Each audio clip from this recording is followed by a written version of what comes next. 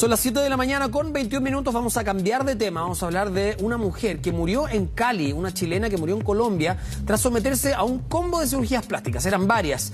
Las ofertas en ese país además han tentado a mujeres de otros países sudamericanos, pero hasta ahora en esa ciudad se han registrado 7 muertes en ese tipo de cirugías.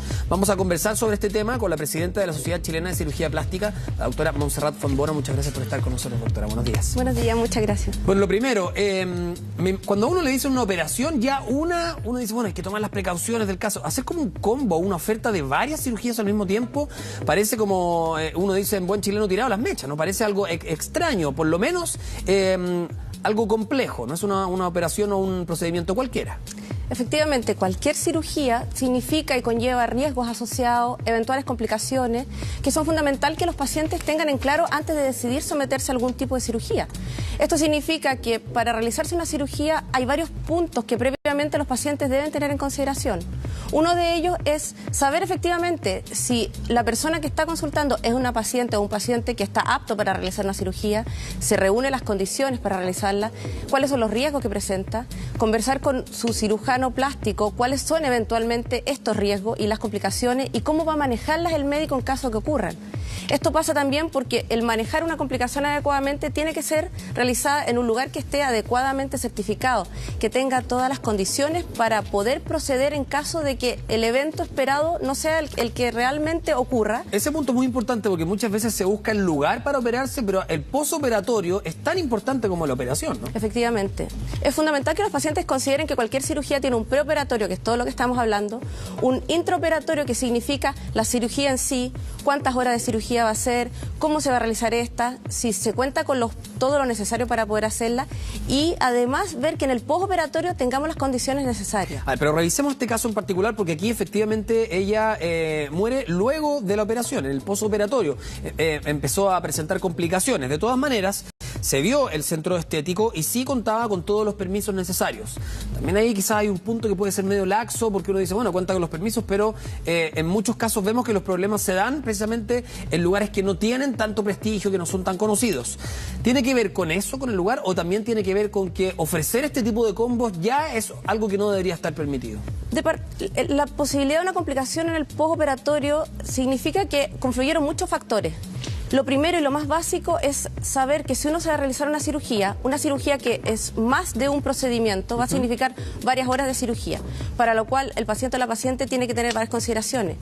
En este contexto, lo primero es que si un paciente viaja de un lugar a otro en un vuelo de avión, necesita al menos estar un tiempo prudente en el lugar para poder que el cuerpo se acomode, no llegar y realizar cualquier tipo de cirugía. Y está claramente establecido para distintas cirugías, para distintos procedimientos y en relación al tiempo en que el paciente o la paciente voló, cuánto tiempo uno debería esperar para poder realizar el procedimiento. Ese es el primer punto.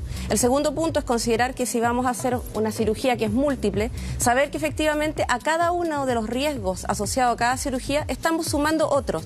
Y esos riesgos también deben ser sopesados en el preoperatorio, en el intraoperatorio también. Pero la recomendación sería no hacer varias operaciones al mismo tiempo, ¿o no tiene nada que ver? Cuando uno realiza cualquier cirugía siempre hay riesgo y eventuales complicaciones.